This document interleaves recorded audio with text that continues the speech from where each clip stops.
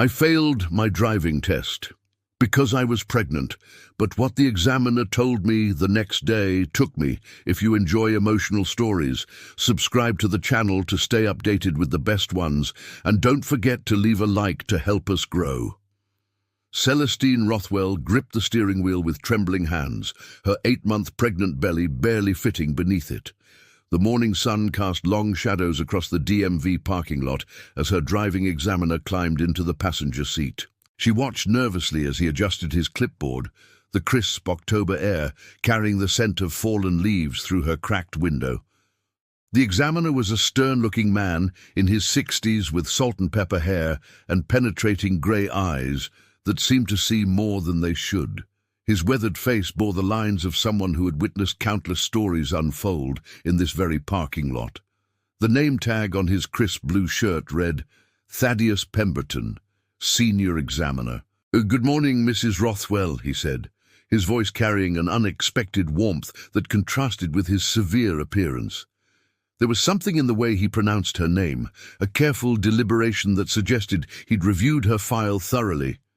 "Good morning, Mr. Pemberton," Celestine replied, trying to steady her breathing. The morning sickness had finally subsided weeks ago, but anxiety had taken its place. This was her third attempt at the driving test, and she desperately needed to pass. With the baby coming soon and her husband Ambrose working double shifts at the hospital, having a license had become more than a convenience. It was a necessity. She thought back to her previous attempts. The first time, she'd been overwhelmed by nerves and forgotten to signal during a lane change. The second time, she'd misjudged the distance while parallel parking, her growing belly making it difficult to turn and check her blind spots properly. Today had to be different. Thaddeus glanced at her pregnant belly with what seemed like concern, his grey eyes softening momentarily. "Are you comfortable? We can adjust the seat if needed. I know it can be challenging at this stage." "I'm fine, thank you," Celestine managed, though the baby had been particularly active that morning, pressing against her ribs in a way that made deep breaths challenging. She'd felt the baby responding to her anxiety, little feet and elbows pushing against her insides as if offering encouragement, or perhaps protest. As she started the engine, Celestine noticed Thaddeus studying her intently, his expression unreadable. There was something about his gaze that seemed to go beyond the typical examiner's assessment, as if he were looking for something specific. His fingers drummed absently on his clipboard, a rhythm that seemed almost protective. The engine hummed to life, and Celestine carefully adjusted her mirrors one final time. She'd practiced this routine so many times with Ambrose that it had become second nature. Check the rear view, adjust the side mirrors, ensure the gear shift was in park. Every movement was deliberate, calculated to demonstrate her competence. "Whenever you're ready, Mrs. Rothwell," Thaddeus said gently. "Remember, this is just a demonstration of the skills you've already learned. Take your time." Celestine nodded, placed the car in reverse, and began backing out of the parking spot. The weight of the moment pressed down on her shoulders. She thought of Ambrose, probably just starting his shift in the emergency room, dealing with the controlled chaos of morning admissions. He'd kissed her goodbye that morning with extra tenderness, whispering 3 times the charm against her hair. The test began routinely enough. Celestine navigated the familiar streets around the DMV, executing each turn with careful precision. She'd practiced this route countless times with Ambrose, memorizing every stop sign, every yield, every potential hazard. The residential neighborhood was quiet at this hour, most people already at work or school. "Very good," Thaddeus murmured as she properly yielded to a pedestrian at a crosswalk. "Now, take a left at the next intersection." Celestine signaled well in advance, checked her mirrors, and looked over her shoulder before beginning the turn. The morning sun glinted off the windshields of parked cars, creating spots of brightness that made her squint. Suddenly, without warning, a sharp pain shot through her abdomen, different from the usual Braxton Hicks contraction she'd been experiencing for weeks. Her hands involuntarily tightened on the wheel, causing the car to veer slightly toward the center line. She quickly corrected, her heart racing as she brought the vehicle back into the proper lane position. But Thaddeus had already made a note on his clipboard, his pen moving with practiced efficiency.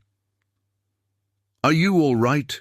he asked, genuine concern replacing his professional demeanor. His voice had changed, becoming softer, more paternal. "Yes, just—" "The baby kicked," Celestine lied, forcing a smile. The pain was different from the usual movements, deeper and more rhythmic, but she couldn't fail this test. Not again. She'd already taken too much time off work for the previous attempts, and her supervisor at the library was growing impatient. They continued through the residential area, passing houses with Halloween decorations already adorning their lawns. Jack-o'-lanterns grinned from porches, and plastic skeletons dangled from trees. Celestine fought to maintain focus as waves of discomfort washed over her. Each contraction, for she was beginning to suspect that's what they were, seemed to grow stronger than the last. "Right turn at the stop sign, please," Thaddeus instructed, his voice neutral but his eyes watchful. Celestine executed the turn perfectly, but sweat was beginning to bead on her forehead. She could feel dampness gathering at the small of her back, her cotton maternity dress sticking uncomfortably to her skin. The baby seemed to have shifted lower, pressing against her pelvis in a way that made sitting properly increasingly difficult. They approached the parallel parking section of the test, typically her weakest area. Celestine pulled alongside the designated space, trying to judge the distance, despite her belly blocking part of her view. She began backing in, turning the wheel at what she hoped was the right angle. Another contraction hit, this time unmistakable. The pain radiated from her lower back around to her abdomen, a crushing sensation that made her gasp. Her foot slipped from the brake pedal, causing the car to roll backward faster than intended. She slammed on the brake, but the car had already bumped the curb. "I'm sorry," she whispered, tears beginning to well in her eyes. "I'm so sorry." Thaddeus remained unusually quiet, but she could see him making additional notes. They completed the parallel parking, poorly, and continued with the rest of the route. Celestine's vision blurred with unshed tears as she realized she was failing again. But worse than the failure was the growing certainty that something was happening with the baby. As they approached the three-point turn section, another contraction seized her. This one was so strong that she had to stop the car entirely, pulling to the side of the road. Her hands gripped the steering wheel so tightly her knuckles turned white, and she couldn't suppress a small cry of pain. "Mrs. Rothwell, Celestine," Thaddeus said urgently, "I need you to be honest with me. Are you in labor?" The tears came freely now, streaming down her cheeks as she nodded. "I think so. But I'm not due for another month. This can't be happening. Not now." Thaddeus's entire demeanor transformed. The stern examiner vanished, replaced by someone altogether different, someone who had seen this before. "How far apart are the contractions?" "I don't know," Celestine sobbed. "Maybe 5 minutes. They started about 20 minutes ago, but I hoped. "We need to get you to the hospital immediately," Thaddeus said, already unbuckling his seatbelt. "Which hospital is your doctor affiliated with?" "St. Mary's. My husband works there. He's a nurse in the ER." "Perfect. I'm going to drive. Can you move to the passenger seat?" As Thaddeus helped her out of the driver's seat, Celestine was struck by his efficiency and care. His movements were quick but gentle, supporting her weight as she maneuvered her pregnant body around the car. Once she was settled in the passenger seat, he adjusted it to give her more room and ensured her seatbelt was properly positioned below her belly. "Hold on," he said, starting the engine. "I know the fastest route." As Thaddeus navigated through traffic with expert precision, Celestine found herself studying this unexpected guardian angel. His hands were steady on the wheel, his movements confident and assured, clearly a man who'd spent his life around cars. But there was something more, a personal investment in her well-being that went beyond professional duty. "How did you know?" she asked between contractions, trying to distract herself from the pain. Thaddeus's eyes remained on the road, but a sad smile played at his lips. The morning traffic was beginning to build, but he navigated it with the skill of someone who'd driven these streets for decades. "Experience," he said simply. "My wife, Isadora, was 8 months pregnant with our daughter when she went into early labor. I was at work. I used to be a long-haul trucker, and she had to drive herself to the hospital." He paused at a red light, glancing over at Celestine with concern. Another contraction was building, and she gripped the door handle, breathing through it as her prenatal classes had taught her. "She made it," Thaddeus continued once the pain had passed, "but barely. Our daughter was born in the hospital parking lot, in the front seat of our old station wagon. Isadora never got over the fear of that drive. She made me promise that if I ever saw a pregnant woman struggling, I'd help. That's actually why I became a driving examiner after I retired from trucking. Been doing this for 15 years now." The light turned green, and Thaddeus accelerated smoothly. They were only a few blocks from St. Mary's now. Celestine could see the hospital's tower rising above the surrounding buildings, a beacon of hope and safety. "Your wife sounds amazing," Celestine managed. "Is she—" "She passed 5 years ago," Thaddeus said quietly. "Cancer. But she lived to see our daughter become a doctor. Isadora was so proud." His voice caught slightly on his wife's name, a testament to a love that transcended death. They pulled into the emergency entrance at St. Mary's with a controlled urgency that spoke of Thaddeus's driving expertise. He was already out of the car before Celestine could unbuckle her seatbelt, flagging down orderlies with wheelchairs. "This woman's in labor," he called out, his commanding voice cutting through the usual hospital chaos. "She needs help immediately. Her husband works here, Ambrose Rothwell, ER nurse." The next few hours blurred together in a haze of medical procedures, concerned faces, and Ambrose's reassuring presence when he rushed in from his shift. His scrubs were rumpled, and there was a coffee stain on his sleeve. But to Celestine, he'd never looked more beautiful. "Celeste," he breathed, taking her hand. "I'm here. You're going to be fine. The baby's going to be fine." The doctors confirmed what Celestine already knew. She was indeed in early labor. The contractions were strong and regular, and she was already dilated to 4 centimeters. They worked to slow the process, administering medications and positioning her to reduce the pressure on her cervix, hoping to give the baby more time. Dr. Ramirez, the on-call obstetrician, explained the situation with calm professionalism. "We're going to try to delay the delivery as long as possible. Every day we can keep the baby in utero increases the chances of a healthy outcome. You're at 36 weeks, which is better than we initially thought. The baby's lungs should be mostly developed, but we'll administer steroids just in case." As Celestine lay in the hospital bed, hooked up to monitors that tracked both her contractions and the baby's heartbeat, she realized she'd never properly thanked Thaddeus. The steady beep of the fetal heart monitor was reassuring, a rapid rhythm that the nurses assured her was perfectly normal. "Ambrose, the examiner who brought me here, is he still around?" Ambrose shook his head, squeezing her hand gently. "He left shortly after you were admitted. Said he had other appointments, but asked me to keep him updated. Strange thing, though. He seemed to know exactly what was happening before the doctors even examined you. He kept insisting they check you immediately, wouldn't take no for an answer." "He saved us," Celestine whispered. "If I'd been driving when the contractions got worse." "Don't think about that," Ambrose said, brushing hair back from her forehead. "You're here, you're safe, and our little one is being monitored. That's all that matters. That night, as Celestine drifted in and out of medicated sleep, she dreamed of Thaddeus's sad smile and the story of his wife's terrifying drive. She understood now why he'd watched her so carefully during the test. He'd been looking for signs of distress that went beyond normal test anxiety. In her dreams, she saw a younger Thaddeus receiving a frightened phone call, racing home to find his wife had already left for the hospital.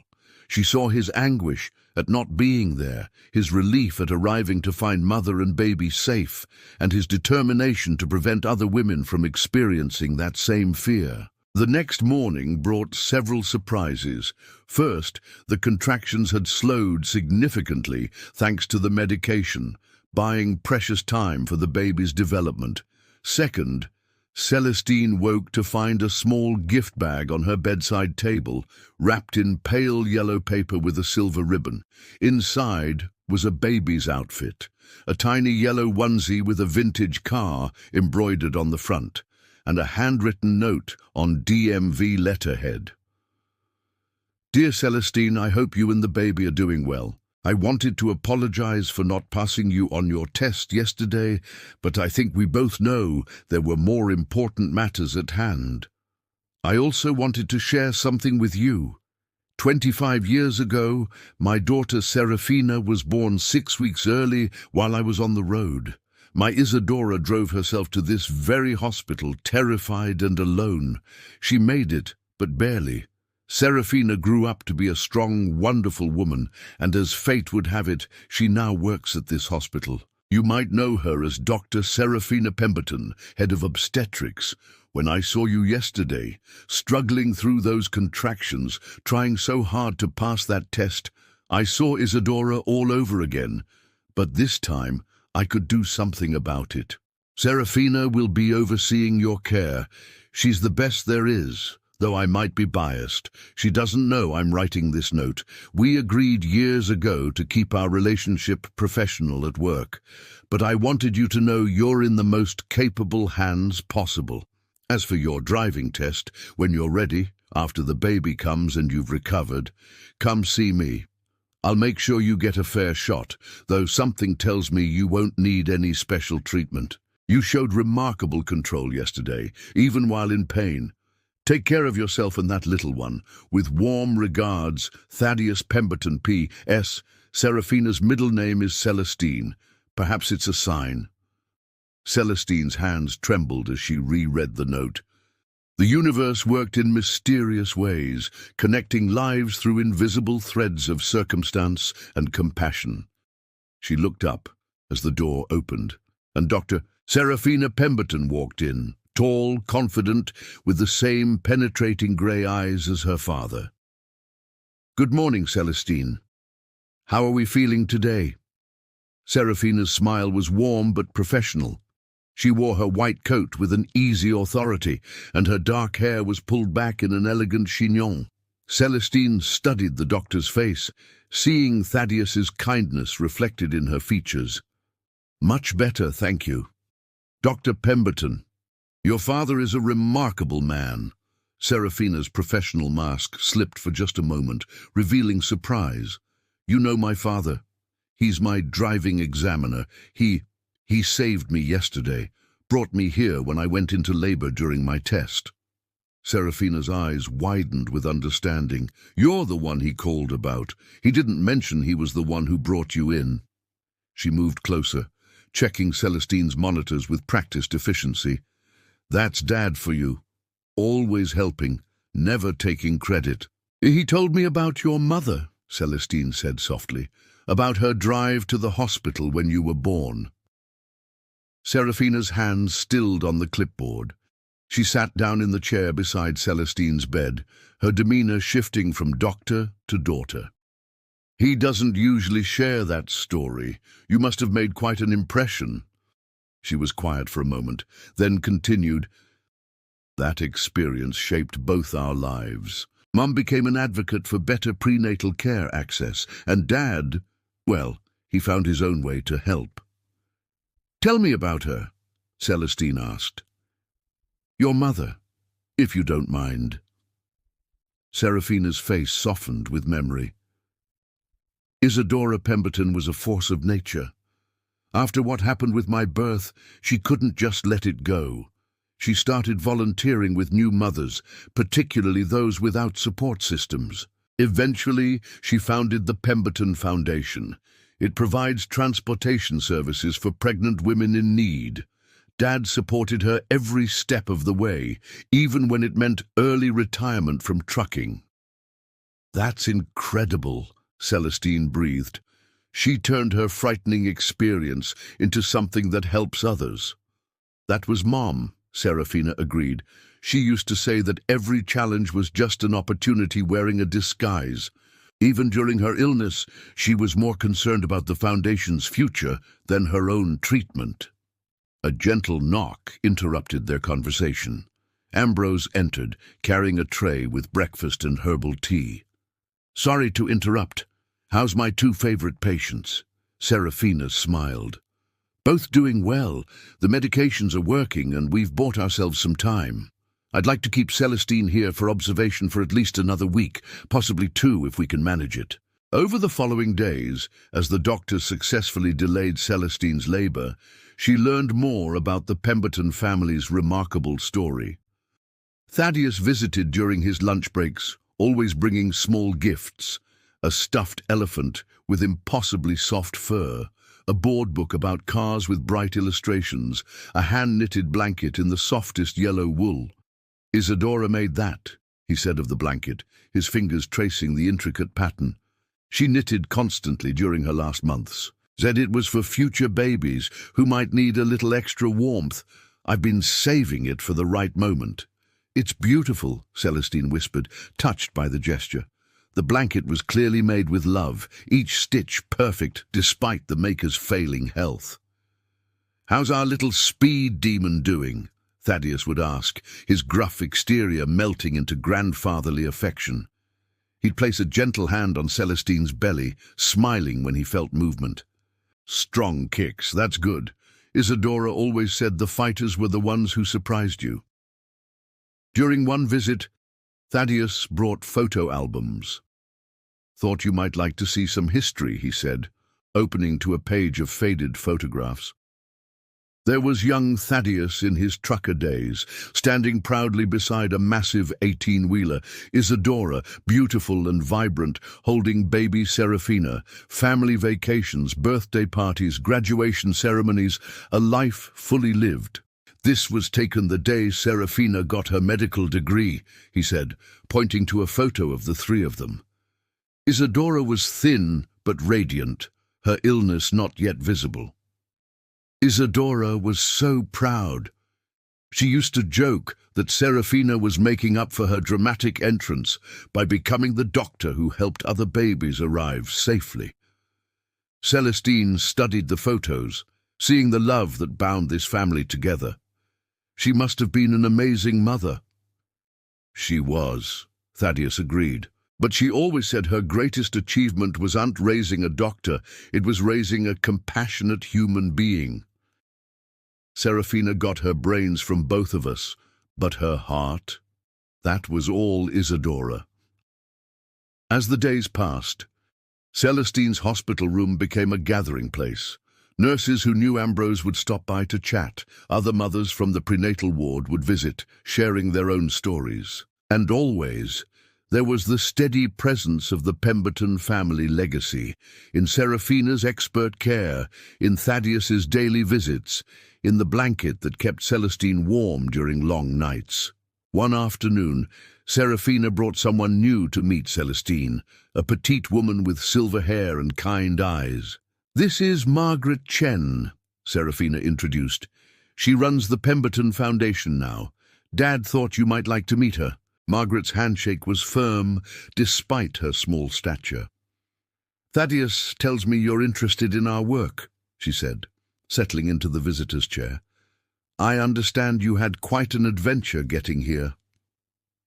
Over tea, Margaret explained how the foundation had grown from Isadora's initial vision into a comprehensive support network. "We have a fleet of volunteer drivers now, all trained in basic emergency response. We also provide car seats, prenatal vitamins, and transportation to medical appointments. Last year alone, we helped over 500 women. That's remarkable, Celestine said. All from one frightening experience. Isadora used to say that fear was just wisdom wearing work clothes, Margaret smiled. She took that fear and built something beautiful from it. We're planning to expand into rural areas next year. That's where the need is greatest. I'd love to help, Celestine said impulsively. Once the baby comes and things settle down, I work at the library and I could help with grant writing or research. Margaret's face lit up. That would be wonderful. We're always looking for people who understand why this work matters. Celestine's labor was successfully delayed for 2 more weeks, each day a small victory. The baby, who they'd started calling Evangeline, grew stronger with each passing hour. The steroids had done their work, and ultrasounds showed healthy lung development. When labor finally resumed, it was gentler than before, as if Evangeline had decided she was ready on her own terms. Thaddeus was there in the waiting room with Ambrose, having taken the afternoon off for what he called important family business.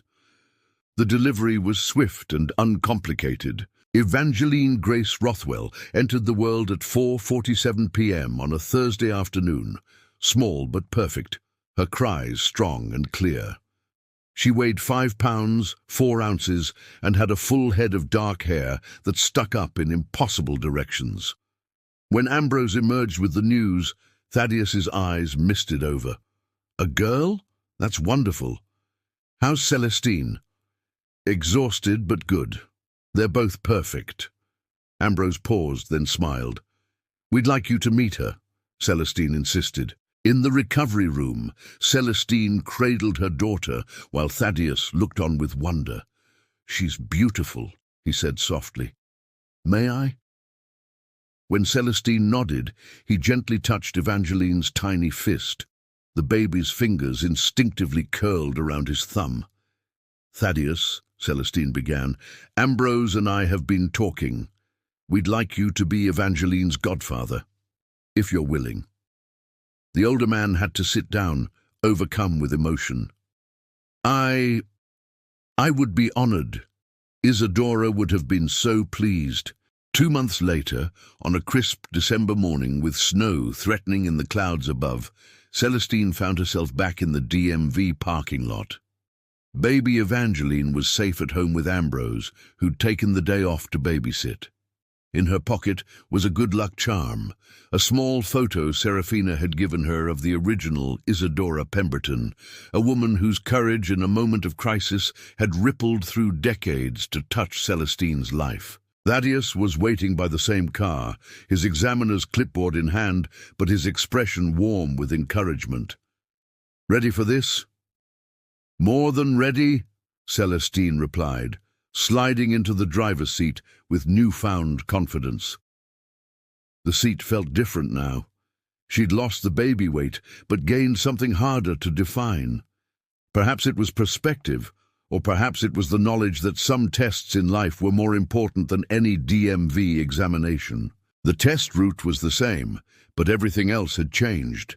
Celestine navigated each turn with calm precision, her mind clear and focused. When they reached the stop sign where she'd experienced that first real contraction, she executed a perfect stop, smiling at the memory of that chaotic day.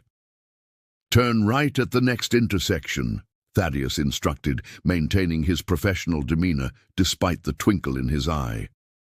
The parallel parking section that had always challenged her now seemed simple.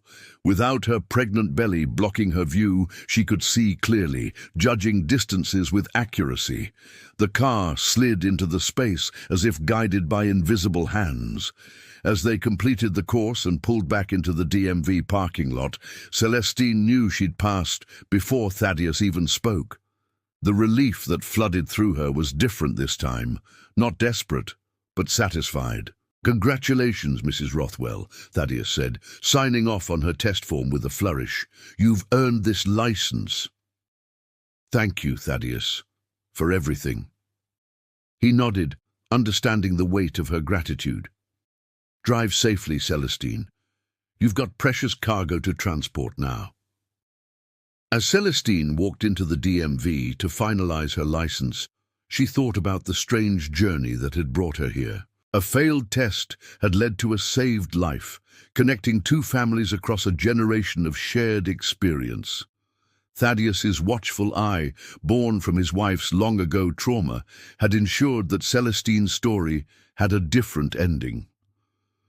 Later that afternoon, Celestine drove home for the first time as a licensed driver. In the back seat, secured in her car seat, donated by the Pemberton Foundation, baby Evangeline slept peacefully. The winter sun painted the roads in shades of silver and gold, and Celestine felt the weight of responsibility, not just for her daughter, but for the legacy of kindness she now carried. She made a mental note to stop by the Pemberton Foundation office next week. Ambrose had suggested they volunteer, helping provide transportation for other pregnant women in need. It seemed like the perfect way to honor the chain of compassion that had saved her. As she turned into their driveway, Celestine saw Ambrose waiting on the porch, camera in hand, to capture this moment.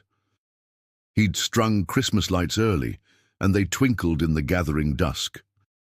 She thought of Thaddeus, probably finishing his day at the DMV, and Serafina at the hospital, caring for other mothers and babies. She thought of the original Isadora, whose frightening journey had planted seeds of kindness that bloomed decades later. That evening, as Celestine nursed Evangeline in the rocking chair Thaddeus had gifted them, she told her daughter the story for the first time. "Once upon a time," she whispered, "there was a brave woman named Isadora who had to drive herself to the hospital. And because of her bravery and because of the love of her family, you and I are safe and warm tonight." Evangeline's dark eyes seemed to focus on her mother's face, as if understanding the importance of the tale.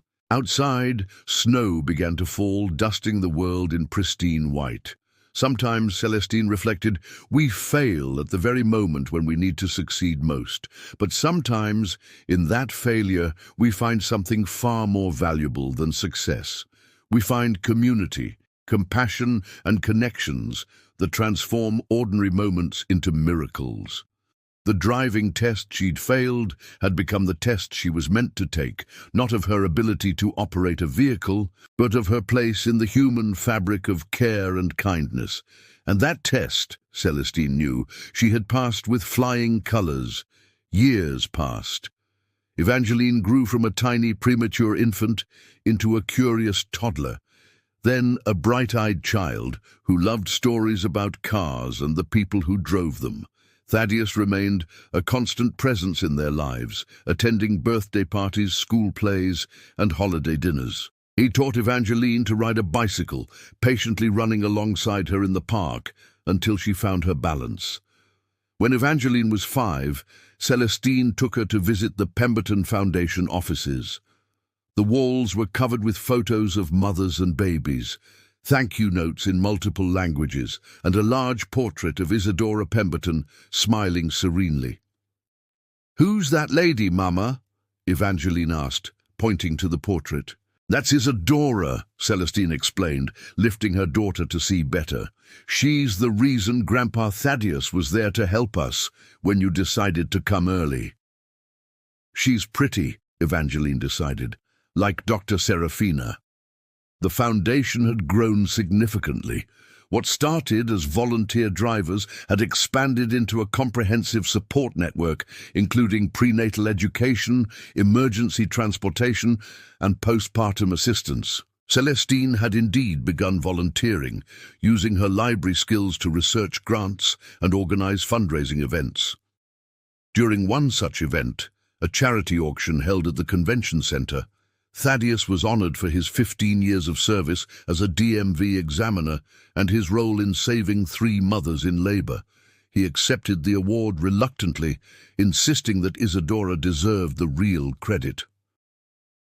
"I just kept a promise to my wife," he said in his acceptance speech. "She's the one who saw a problem and decided to fix it. I just tried to carry on her work in my own small way." Later that evening, As volunteers cleaned up after the successful fundraiser, Celestine found Thaddeus sitting alone in the garden outside, looking at the stars. "She would have loved this," he said when Celestine joined him. "Isadora always said the best parties were the ones that helped people." "She's still helping people," Celestine pointed out. "Through you, through Serafina, through everyone who's been touched by the foundation." Thaddeus smiled, the sadness in his eyes mixed with pride. "You know, she chose the name Serafina because it means burning ones. Like angels, she said our daughter would light the way for others."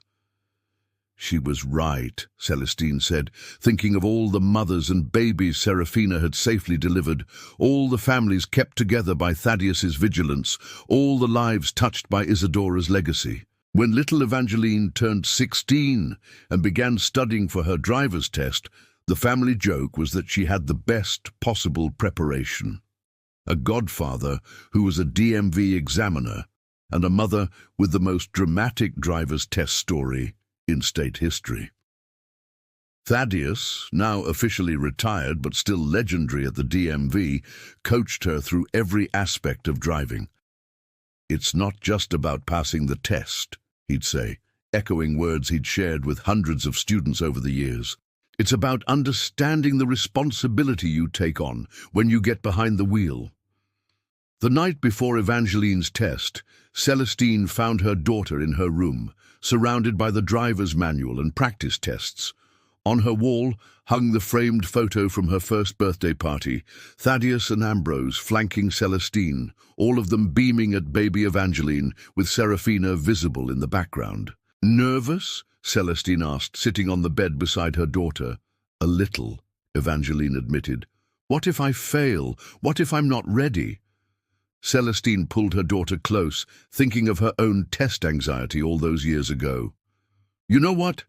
Sometimes failing is the best thing that can happen to us. It teaches us what really matters."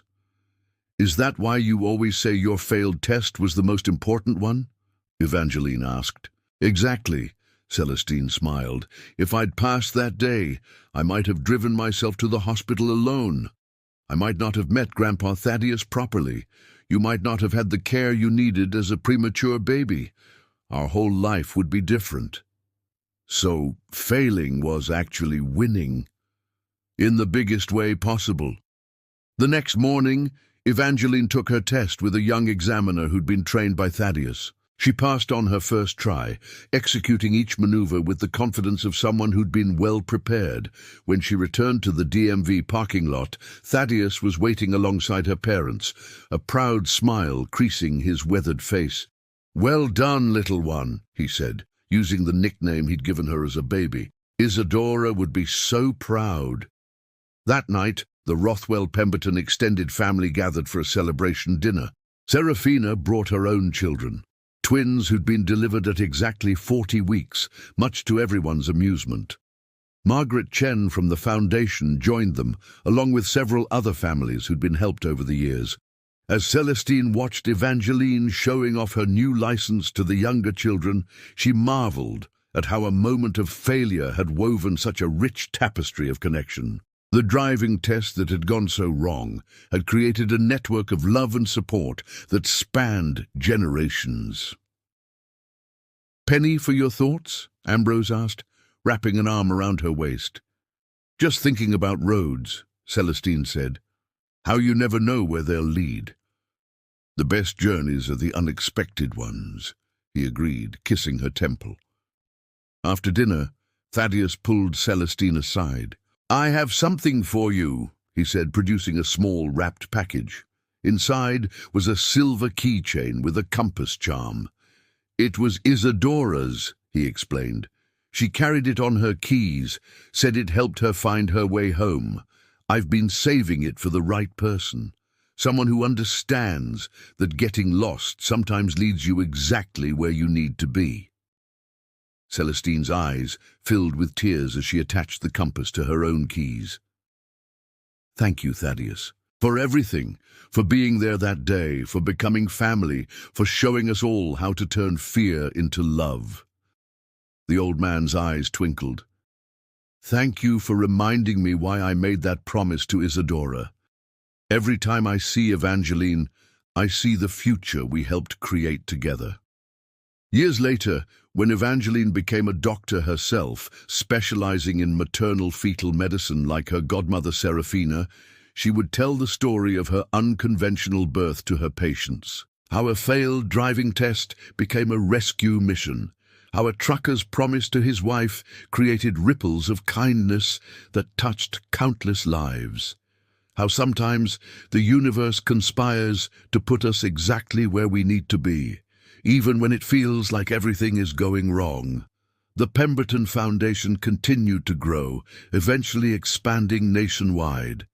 At its headquarters, a plaque by the entrance bore Isadora's favorite quote, "In the middle of every difficulty lies opportunity." Below it, in smaller text, someone had added, "Sometimes the most important journeys begin with a detour." And in the DMV break room, Thaddeus's colleagues still told the story of the examiner who saved lives by failing tests, proving that sometimes the greatest success comes disguised as failure. And the most important licenses we earn are not printed on plastic cards, but written on the hearts of those we help along the way. The road of life is full of unexpected turns, sudden stops, and surprising passengers. But as Celestine learned that October day in Thaddeus's examination car, it's not about passing every test perfectly. It's about recognizing when the test itself is less important than the journey it reveals. Every morning, when Celestine drove to work at the library where she now headed the community outreach program, she touched the compass on her keychain. It had become a talisman, a reminder that getting lost could lead to being found, that failure could be the first step toward a greater success, and that the kindness of strangers could become the foundation of family. The interconnected web of lives, Thaddeus and Isadora, Serafina and her healing hands, Celestine and Ambrose, little Evangeline who wasn't so little anymore, Margaret Chen and the Foundation volunteers, the hundreds of mothers who'd been safely transported, the babies who'd arrived healthy because of that care, all of it traced back to a moment of fear, transformed into a legacy of love. In the end, Celestine didn't just get her driver's license. She earned her place in a story much bigger than herself, a story about how attention, compassion, and the willingness to act can transform an ordinary moment into an extraordinary gift. She became a link in an unbroken chain of kindness that stretched backward to Isadora's frightening drive and forward to futures yet untold. And that, perhaps, is the most important test of all. Not whether we can parallel park or execute a three-point turn, but whether we can recognize the moments when we're called to be more than ourselves, to extend a hand to someone in need, to transform our own struggles into stepping stones for others. The wheel turns, the road unfolds, and the journey continues. Each new driver who takes the test, each mother who needs a ride, each baby who arrives safely, they all become part of the story. A story that began with a young woman named Isadora, driving alone through her fear, and continues every time someone chooses compassion over indifference, action over hesitation, love over law. Sometimes the most profound lessons come not from what we achieve, but from what we transcend, not from the tests we pass, but from the people who help us when we fail, not from the destinations we reach, but from the unexpected detours that show us who we really are and who we're meant to become. In the quiet moments between contractions, in the careful observation of a seasoned examiner, in the promise made to a dying wife, in the compass that always points toward home, in all these moments, the truth reveals itself. We are not alone on this journey. We are all connected, all part of each other's stories, all given the chance to be someone's Thaddeus, someone's Isadora, someone's unexpected angel on the road of life. And so the story goes, written not in driver's licenses or test scores, but in the living legacy of love that passes from hand to hand, heart to heart, generation to generation. A reminder that sometimes the most important thing we can do is fail at just the right moment, in just the right way, with just the right person watching. Someone who sees not just a test to be graded, but a life to be saved, a future to be protected, a promise to be kept. The driving test that saved 2 lives became a bridge across time, connecting past promises with future possibilities, proving that love transcends loss, that kindness multiplies when shared, and that the most ordinary moments can become extraordinary when we're paying attention to what really matters. And in the end, isn't that what driving and living is really about? Not just getting from one place to another, but being present for the journey, alert to the needs of our fellow travelers, ready to change course when destiny calls, willing to be the miracle someone else is praying for. The road stretches on, infinite with possibility, and somewhere, in a DMV parking lot, another nervous driver grips the wheel while an examiner climbs into the passenger seat. The test begins, but the real story, the human story of connection, compassion, and care, that story never ends. It just keeps rolling forward, like a car on an open road, carrying its passengers toward destinations they never expected but exactly where they need to be. Mile by mile, test by test, life by life, the journey continues, and the legacy of love drives on.